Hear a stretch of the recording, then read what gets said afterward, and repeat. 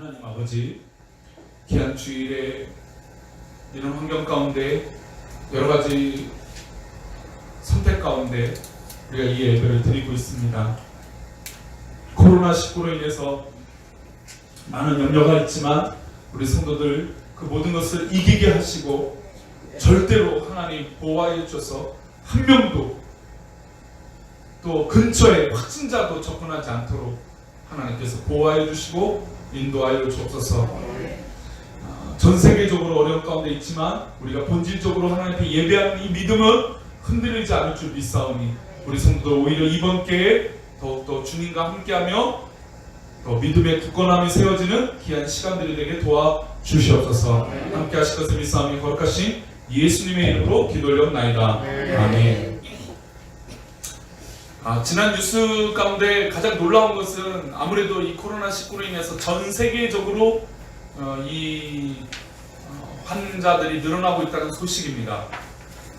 물론 우리가 대부분이 심증적으로 아직도 중국이 1위 환자가 있을 거라고 생각하지만 지난 며칠 사이에 공식적으로는 통계적으로는 1위가 바뀌었습니다. 미국으로 바뀌었죠. 거의 이제 수 10만 명, 그러니까 미국에서만 해도 10만 명이 넘는 엄청난 사람들이 이 감염병에 걸리고 있습니다. 스웨덴, 깨끗한 나라라고 하는 그런 나라조차, 그리고 제가 상식적으로 몇 주 전에 얘기 드렸던 더운 나라들에서도 이 코로나19에 걸린 환자들이 늘어나고 있다는 것이죠.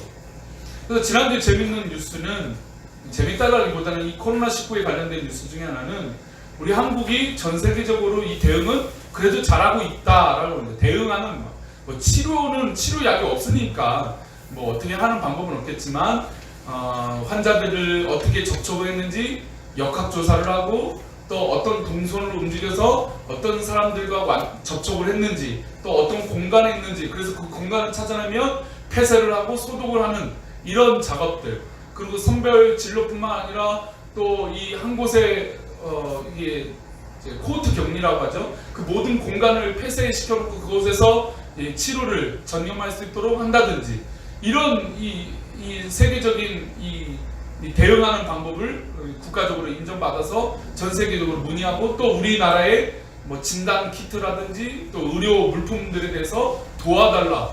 그래서 지난 뉴스 가운데 그 동구권에 있던 나라가 군 수송기를 보내서 우리나라에 의료 비품을 가져가게 해달라고 해서 이 군 수송기가 착륙했다라고 하는 뉴스를 본 적이 있습니다.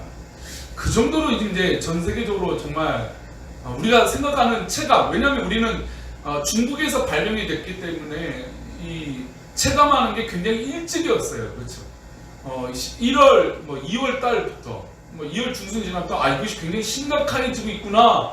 근데 이제 전 세계적으로는 이제 이 3월 초부터는 완전히 이제 폭발을 해서 이제 걷잡을 수도 없을 만큼 두려움의 대상이 되었습니다. 근데 두려움의 대상이었지만 사람이 참 재미있는 건 적응을 한다라는 거예요. 적응을 하면 어떤 마음이 들까요? 안심을 하죠.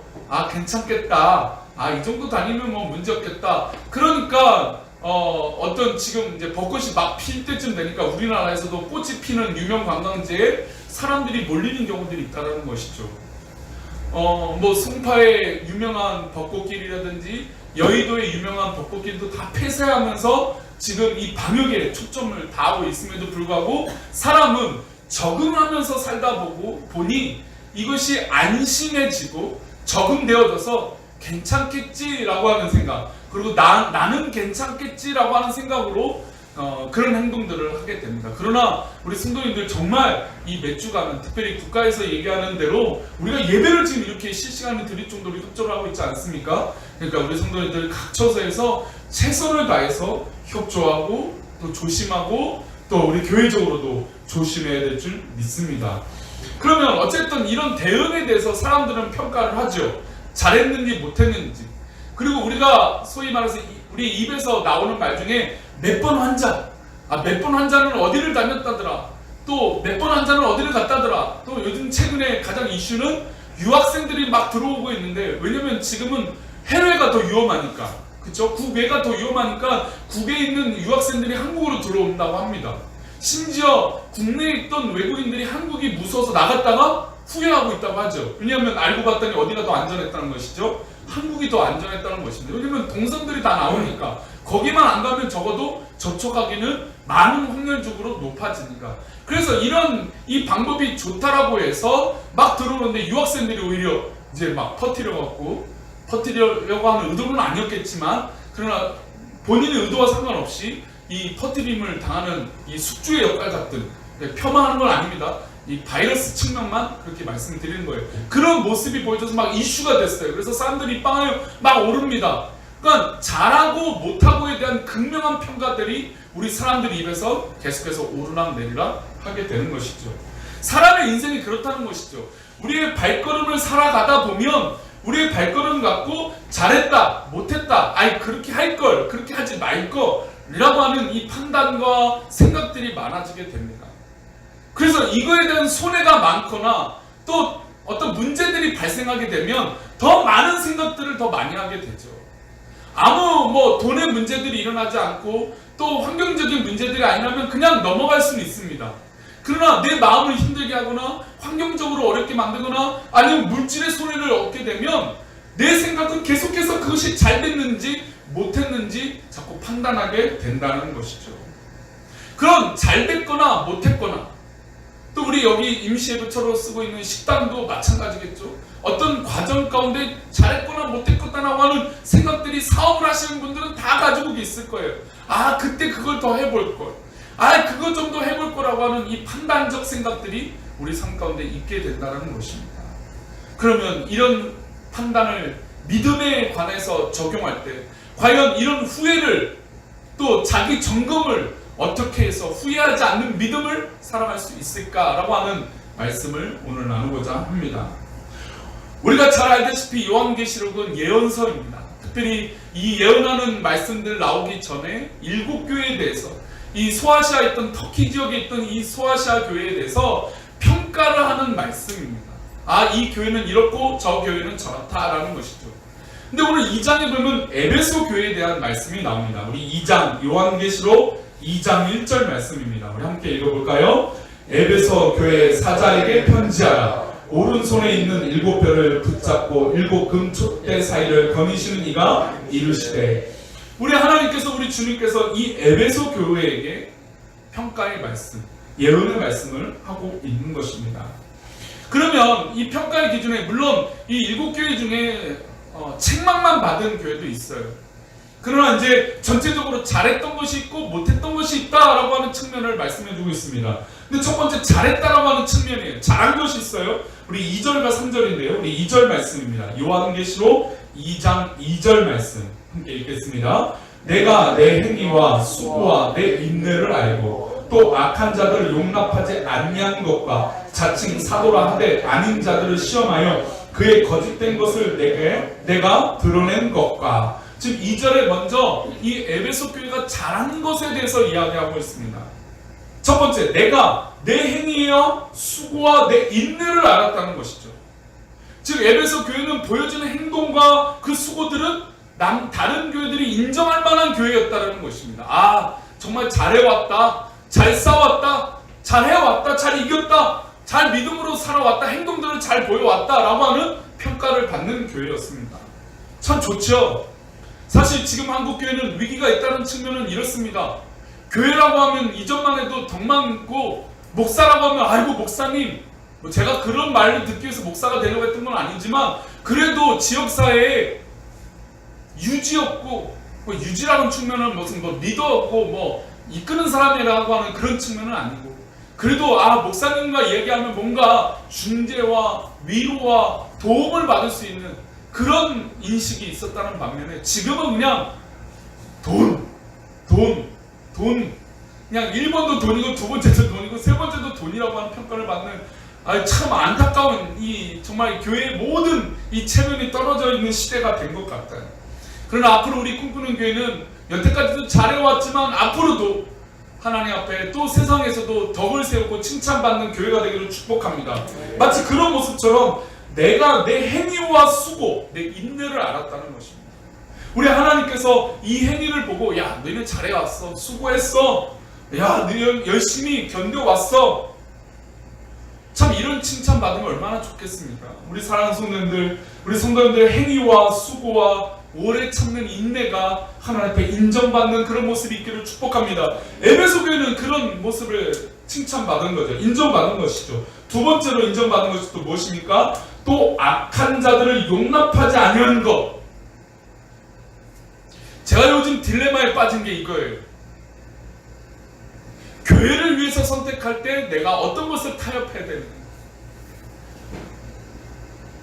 내가 교회를 위해서 온전히 생각한다면 내가 무엇을 포기해야 되느냐. 근데 이 포기하는 것이 어떤 포기냐, 참 많은 생각을 하게 됩니다. 아마 우리 성도님들 이런 고민할 거예요. 그러니까 합리적이라고 하는 것과 타협이라고 하는 것을 볼 때 분명히 옳고 그름이라는 것이 있어요. 그리고 악한 것들이 늘 존재해요. 세상은 또 우리 순진한 사람들을 가만두지 않습니다. 어떻게 하면 집어삼키려고, 어떻게 하면 넘어뜨리려고, 어떻게 하면 사기를 치려고, 어떻게 하면 떼돈을 벌기 위해서 우리에게 속이고 넘어뜨리려고 하죠. 그런데 에베소 교회에 참 대단했던 건 악한 자들을 용납하지 않았다는 것이죠. 악한 방법을 사용하지 않았다는 것입니다. 저희도 그런 유혹들이 있었겠죠. 저도 짧은 1년 반 정도의 꿈꾸는 교회 담임 목사 사역 가운데 이런 유혹들이 없었겠습니까? 있었습니다. 그래도 참 감사한 건, 물론 제가 모르는 가운데 그런 실수를 했을지는 모르겠지만 적어도 우리가 아는 법에선 악한 자들이 사용하는 그 방법을 우리가 사용하지 않았다는 것이죠. 에베소 교회는 바로 그런 모습이었어요. 악한 자들을 용납하지 않는, 세상과 타협하지 않고 세상이 옳다라고 하는 세상이 옳은 것을 인정하지 않고 하나님께서 기뻐하시는 것을 선택하며 나아갔다는 것입니다. 이것이 교회의 참 중요한 평가예요. 교회는 달라야 되죠. 목사는 달라야 되죠. 장로님들은 달라야 되죠. 권사님들은 달라야 됩니다. 집사님들은 달라야 되죠. 만약 이것이, 이 평가가 부담돼서 신앙생활을 저버리는, 아니 그것은 더 큰 것을 잃어버리는 것이죠. 어떤 분들은 아유 내가 장로만 아니었다면, 아유 어떤 분들은 내가 목사만 아니었다면, 저도 요즘 종종 그런 거예요. 내가 목사만 아니었다면 내가 다른 걸 하지, 뭐 다른 선택을 해보지. 그러나 우리의 살아가는 방법은 세상의 악한 방법을 용납하고 타협하는 것이 아닌 줄 믿습니다. 우리는 우리가 하나님께서 기뻐하시는 그 방법을 수호하는 거예요. 진리를 수호하고 말씀을 수호하고 하나님의 방법을 수호하는 것인 줄 믿습니다. 그래서 우리 안에 자칭 사도라, 이것은 뭐 목사, 자칭 목사라고 하는 것, 요즘 뭐 이단들이 얼마나 많이 늘어납니까? 참 뭐 어제 뭐 이단 교회가 또 뭐 몇 명이 또 걸렸다고 해서 하필 또 끝에는 교회예요, 교회. 교회 이름이 붙으니까 참 마음이 아파요. 뭐 이단들이 막 드러납니다. 근데 자칭 사도, 그러니까 여기서 말하는 이전에 이 2000년 전의 사도는 다 목사님들, 목사를 지칭합니다. 그런데 이것을 좀 폭넓게 선택해 본다면, 자칭 성도라 한다면, 자칭 나는 예수 믿는 사람이요 라고 하는 사람들을 인정하지 않았다라는 것이죠. 즉 교회 안에 다 있다고 해서 다 믿음의 사람이면 좋겠지만 아닌 사람이 있을 수도 있다라는 것입니다. 근데 그런 거짓으로 자기를 포장한 신앙인들을, 자기를 포장한 자기만을, 자기 생각이 옳다라고 하는 그런 자칭 사도를, 그들을 시험하여 그의 거짓된 것을 드러내는 것, 이것이 중요하다라고 얘기하는 것입니다. 에베소 교회는 그랬어요. 거짓을 드러내게 만들었어요. 교회는 바로 거짓을 드러내게 해야 돼요. 거짓이 들어왔을 때 이것을 분별하지 못한 교회는 죽은 교회입니다. 거짓이 내 안에 들어왔을 때 이것을 깨닫지 못하면 성도는 죽은 것이에요. 거짓이 들어왔는데도 깨닫지 못해요. 내 심장이, 내 믿음이 더러워지고 있고 이 거짓으로 타협하고 있고 거짓으로 점차 새까매지고 있는데도 불구하고 내가 새까매지고 있는 것을 모르고 전혀 인식하지 못하고 있다면 안 된다는 것이죠. 그러나 에베소 교회는 그의 거짓된 것을 드러냈어요. 참 멋지죠. 또 잘한 것이 있습니다. 3절 말씀입니다. 3절 말씀, 요한계시록 2장 3절입니다. 함께 읽겠습니다. 또 내가 참고 내 이름을 위하여 견디고 게으르지 아니한 것을 아노라. 우리 성도님들 몇 개월 전, 아니 1년, 지난 1년 동안 얼마나 게으르지 않고 견뎌왔습니까? 사실 막 포기하고 싶은 마음이 수두룩해요. 저는 지난 1년 동안 이 습관이 되다 보니까요, 제가 그냥 우스갯소리로, 제가 집을 잘 나가는 성격인데, 그러니까 아내랑 잘 돌아다니는 성격인데 지금 일주일에서 나가죠. 이게 1년 동안 습관이 되다 보니까 그냥 편하게 나가도 되거든요. 그냥 편하게 사람 만나도 되고 뭐 편하게 해도 되는데 못 나가요. 지금 집도 좁아졌잖아요. 임시 거처니까 좁아져서 답답하단 말이에요. 그래서 좀 나가야 되는데 그러지도 않아요. 그냥 뭐 생각 없이 TV를 볼 때도 있고, 아니면 생각 없이 뭐 스마트폰을 할 때가 있고 막 그래요. 근데 이 모습을 보고 한심스럽다? 이런 생각이 안 들더라고요. 왜냐하면 우리가 이렇게 열심히 살아왔구나. 저뿐만 아니라 우리 모든 성도들이 정말 우리 꿈꾸는 교회를 지키기 위해서 열심히 달려왔구나. 내가 참고 내 이름을 위하여 견디고 우리 교회에서 얼마나 많은 거짓 소문이 돌았습니까? 심지어 최근에는 거짓 뉴스 무슨 페이퍼를 만들어서 교회를 지어 주긴다, 50억을 주겠다, 누구랑 뭐 나누기를 했다, 이런 막 유인물까지 나누는 것을 봤어요. 그럼 우리가 다 견뎠습니다. 다 참았습니다. 왜 그렇습니까? 진짜 하나님의 뜻을 알기 때문이죠. 비록 우리가 원하는 결과와 원하는 방향은 아니지만 에베소 교회를 인정하고 칭찬하셨던 것처럼 내 이름을 위하여라는 것이죠. 우리가 내 이름입니까? 제 이름입니까? 목사의 이름입니까? 누구 장로님의 이름 때문입니까? 누구 성도님 이름 때문입니까? 그렇다면 우리 교회는 그 지키는 것이 거짓이었겠죠. 그러나 우리가 이렇게 달려왔던 이유는 누구 때문입니까? 오직 예수 그리스도 그 이름 때문인 줄 믿습니다. 예수 그리스도의 피값으로 세우신 그 이름 때문에 우리가 아무리 조롱당하고 아무리 거짓 소문이 나도 견뎠던 건 바로 그 이름 때문이에요. 그래서 제가 사실은 7교회 중에 여러 개, 7교회가 있잖아요. 근데 그 중에 에베소 교회를 선택했던 건 우리의 과거의 모습과 참 많은 모습이 닮았어요. 참 비슷해요. 우리 교회가 이렇게 달려왔는데, 우리 교회가 이렇게 지켜져 왔는데, 예수 그리스도 이름 때문에 견디고 게으르지 않게 살아왔는데, 우리 하나님께서 알고 계시구나. 우리 하나님께서 모르고 계시는 것이 아니구나라는 것을 참 위로를 받게 되었어요. 그런데 이때 조심할 점검사항이 있다는 것이죠. 이때 믿음에 대해서 질문할 사항이 있다는 것입니다. 에베소 교회가 이렇게 잘해왔어요. 후회 없이 열심히 달려왔어요. 그런데 중요한 점검사항이 있다는 것이죠. 4절입니다. 요한계시록 2장 4절인데요. 함께 읽겠습니다. 그러나 너를 책망할 것이 있나니 너희 처음 사랑을 버렸느니라. 그러나, 그러니까 너희가 여태까지 잘해왔고 행동도 잘했고 교회가 인정받은 모습들이 있었다. 그러나 그 결과는 다른 결과 때문에 이 말씀을 하신 것이 아니라 어떤 행동의 모습들, 그러니까 즉 2절과 3절은 잘 견뎠다, 참았다, 이름을 위해서 게으르지 않았다, 그런 어떤 행동적인 모습들이 나와 있다면 4절은 행동들의 모습이 아니라 본질적인 모습에 대해서 이야기하고 있어요. 동사는 동일하게 나오지만 여러 모습의 동사의 설명서들이 나와 있지만 위에 있는 설명들은 어떤 행동들의 방향들이 나와 있다면 4절과 5절은 본질에 대해서 잘해왔지만 그 중심에 문제가 있다라고 하는 이 본질적인 질문을 하고 있습니다. 우리 교회가 이제 선택을 해서 또 다른 방향들을 제시해야겠죠. 우리 교회가 어떻게 나아갈지 이제 방향을 설정할 겁니다. 그러면 이 방향들이 그 방향으로만 봐서는 안 된다는 것이죠.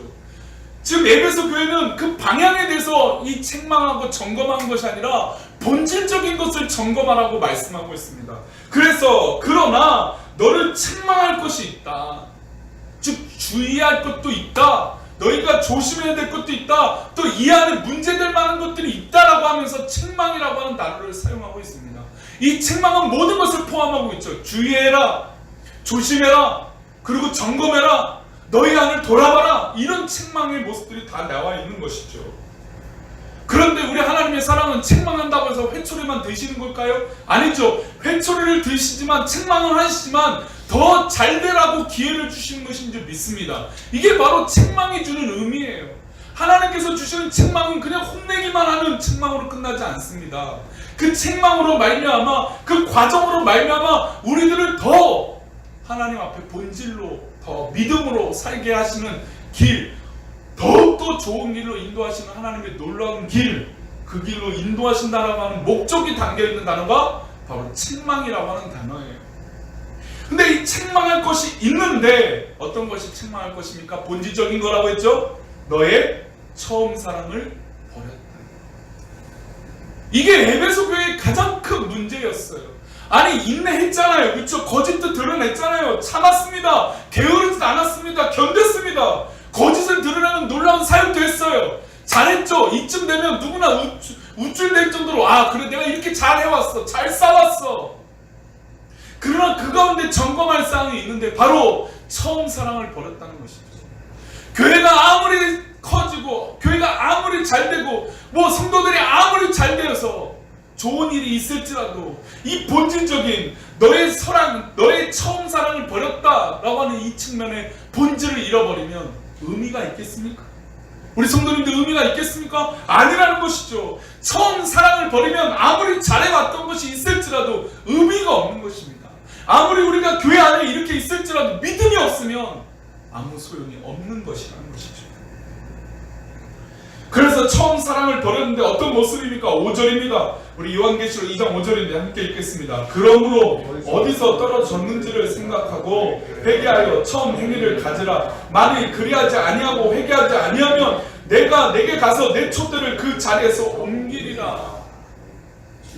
지금 우리에게 회개를 요구하고 있습니다.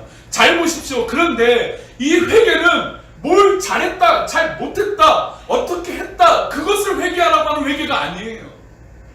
여기서 말하는 회개는 우리 안에 사랑을 버린, 처음 마음 가졌던 그 마음을 잃어버린 것에 대해서 회개하라는 것입니다.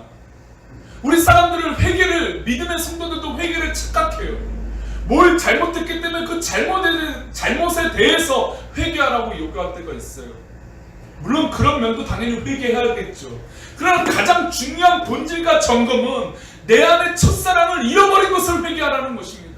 내가 왜 그렇게 살아왔는지, 내가 왜 꿈꾸는 교회에 있는지, 내가 왜 이렇게 살아왔는지에 대해서 그 본질을 점검하고, 그리고 어디서 이 마음들이 떨어졌는지, 내가 사람 때문인지, 내가 환경 때문인지, 내가 무슨 조건 때문인지 내 첫사랑을 잃어버렸는지 점검하라는 것입니다.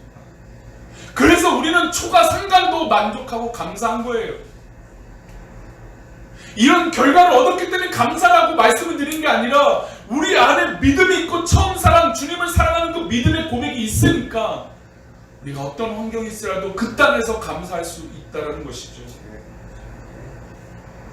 오직 주의 사랑에 매여 내 영혼이 어떻게 됩니까? 기뻐한다는 것이죠.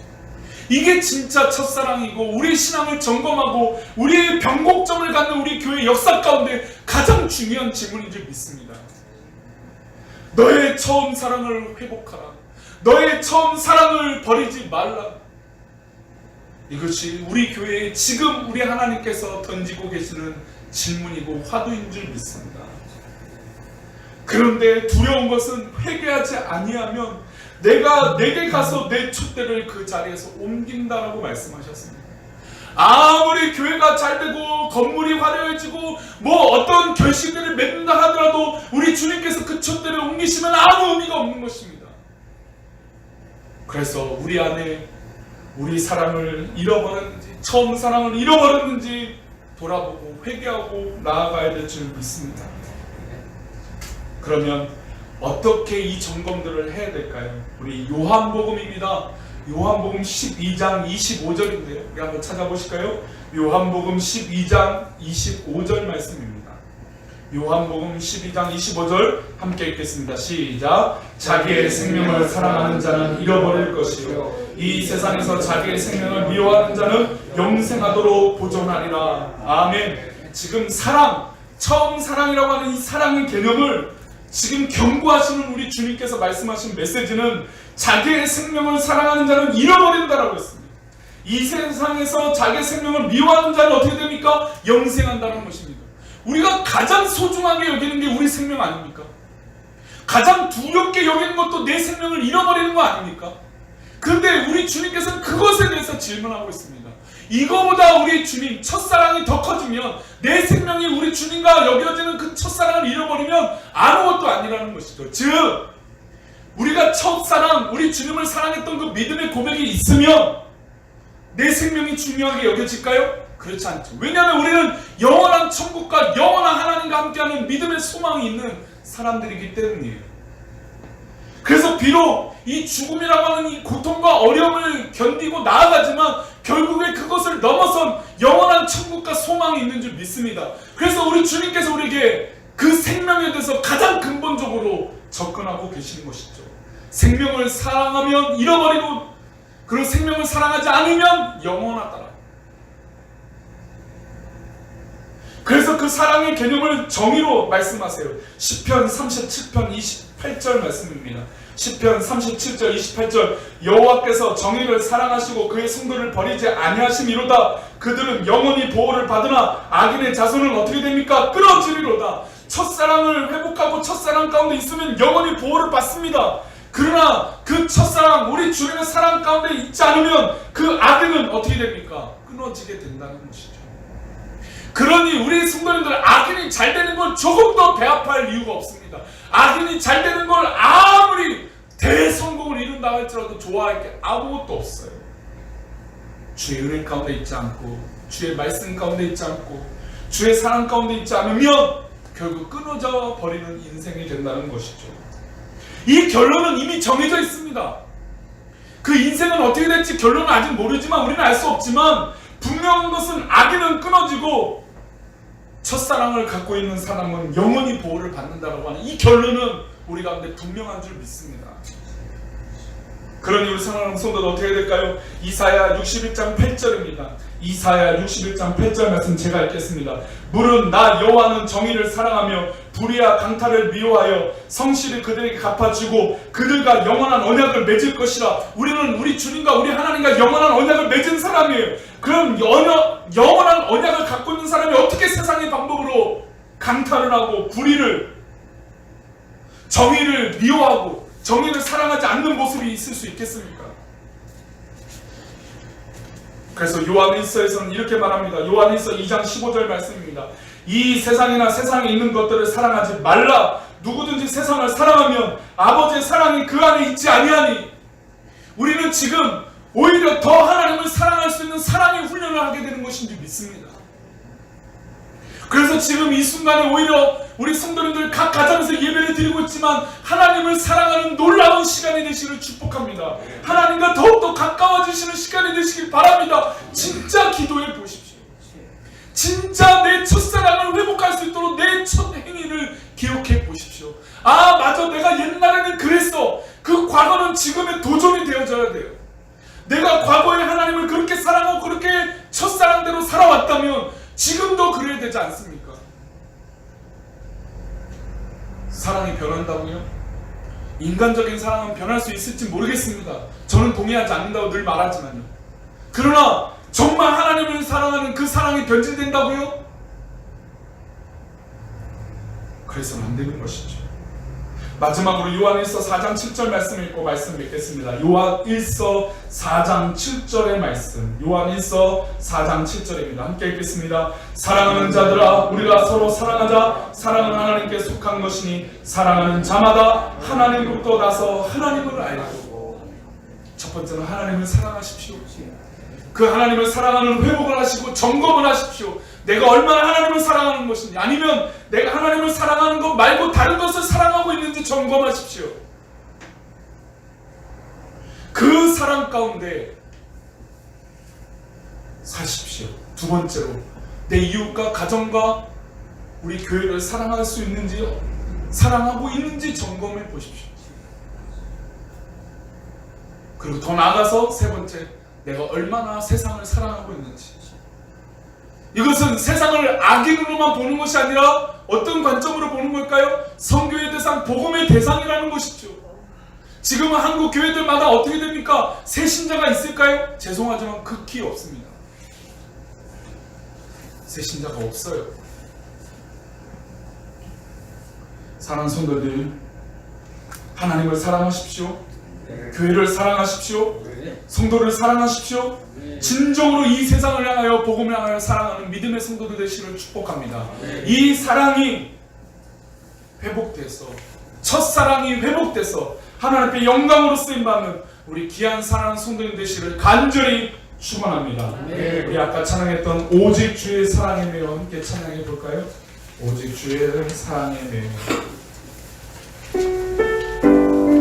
사랑하는 성도님들, 오직 주의 사랑에 매여 있기를 축복합니다.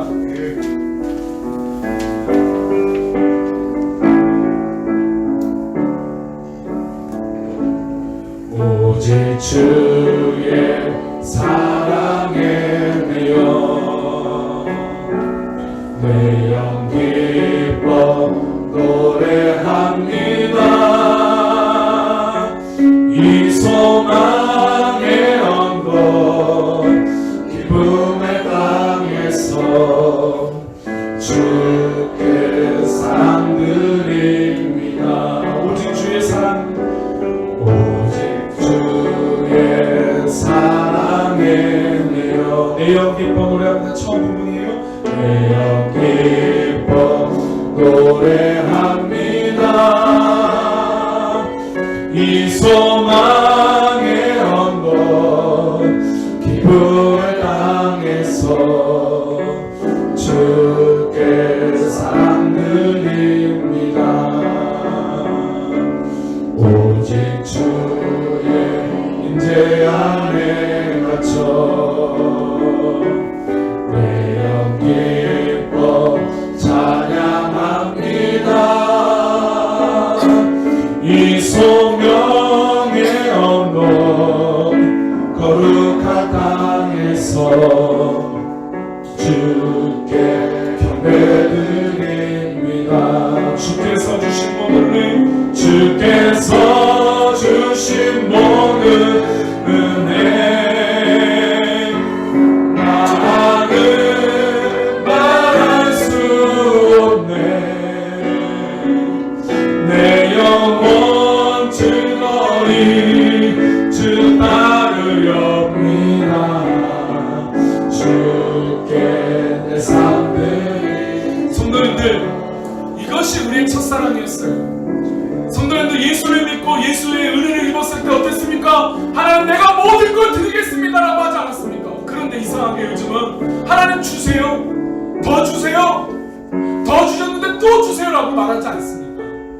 마치 요즘 젊은 세대들처럼 이제 분가하고 독립하고 살아야 되는데 부모님 더 주세요, 아니 왜 더 안 주세요 라고 따지는 모습들처럼 우리가 지금 그렇게 살고 있는 거 아닙니까?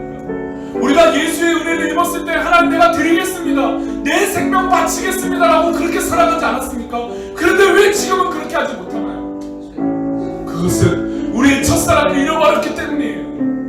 하나님을 사랑하는 그 본질을 잃어버렸기 때문이에요. 이 시간에 잠시만이라도 각 가정에서 지금 이곳에서 하나님 내가 더욱더 하나님을 사랑하기 원합니다. 그 십자가의 은혜가 우리 가운데 가득하기 원합니다. 이 사랑 가운데 살게 하여 주시옵소서. 사랑이 회복되게 하여 주옵소서. 첫사랑이 뜨거워지게 하여 주옵소서라고 이 시간에 잠시 기도하겠습니다. 같이 기도합니다. 하나님 아버지 감사합니다. 우리 주의 임재 안에 같이 살아가고 우리 모든 사랑하는 성도들에게 도와주시옵소서. 우리 교회를 지켜주시고 우리 성도들을 지켜주시고 우리 영광 가운데 하나님 인도하여 주시옵소서. 하나님 우리 성도들은 주의 첫사랑으로 믿음의 첫사랑으로 살아가는 그런 신앙의 고백이 있도록 하나님 인도하여 주시옵소서. 오직 주의 사랑이며 살아가게 하여 주옵소서. 다른 사랑이 아니라 주님의 사랑으로 매여있게 하여 주옵소서. 인도하여 주시옵소서. 기도하겠습니다. 하나님 아버지 감사합니다. 우리가 다른 사랑에 매여 있는 것이 아니라 오직 주의 사랑에 매여 있을 수 있도록 도우셔서 감사합니다. 우리 사랑하는 성도들 오직 주의 사랑에 매여 이 첫사랑을 가지고 살아가게 하여 주시고 모든 삶에서 일어나는 것들을 이기며 나아갈 수 있도록 진짜 믿음의 성도들 되게 도와주옵소서. 삶의 고민들과 염려들과 기도의 제목들이 있을 텐데 하나님 응답하여 주시되 그것이 단순히 하나님 얻기 위한 기도가 아니라 믿음의 첫사랑으로 주님께 드림으로 구별됨으로 살아가는 믿음의 성도들 되게 도와주옵소서. 이 코로나로 지켜주옵소서. 이 환경 가운데 지켜주옵소서. 우리 꿈꾸는 교회를 지켜주시되 하나님 우리 교회가 꿈꿔왔던 그 첫사랑을 가지고 살아가게 도와주시옵소서. 우리 모든 성도들과 이 모든 환경들을 인도하여 주시고 붙들어 주시길 원하오며 거룩하신 예수 그리스도의 이름으로 기도하옵나이다. 자리에 일어나서 축도로 예배를 마치도록 하겠습니다. 이제는 우리 주 예수 그리스도의 은혜와 아버지 하나님 크신 사랑과 성령님의 감화 감동 위로 교통하시니 오늘 말씀을 듣고 우리 신앙의 가장 긴급한 점검은 하나님 우리가 주님을 사랑한다라고 말했던 그 고백인 줄 믿사오니 그 사랑을 회복하고 그 사랑으로 살아가고자 하는 우리 성도들 머리머리 위에 각 가정에서 예배하며 이곳에서 예배하는 우리 성도들 위해 또 하나님 앞으로 있어질 모든 우리 꿈꾸는 교회 미래와 앞날 위해 우리 성도들의 사업장과 직장 위해 이 나라 이 민족 위해 또한 전 세계적으로 이 코로나19를 염려하고 두려워하고 있는 또 우리가 생각하는 믿음의 대상들 복음의 대상들 위해 멸방 위해 또 이 시간에도 어려운 가운데 있는 모든 사회에 수고하는 손길들 위해 이제부터 영원까지 함께 계시기를 간절히 축원합니다. 아멘.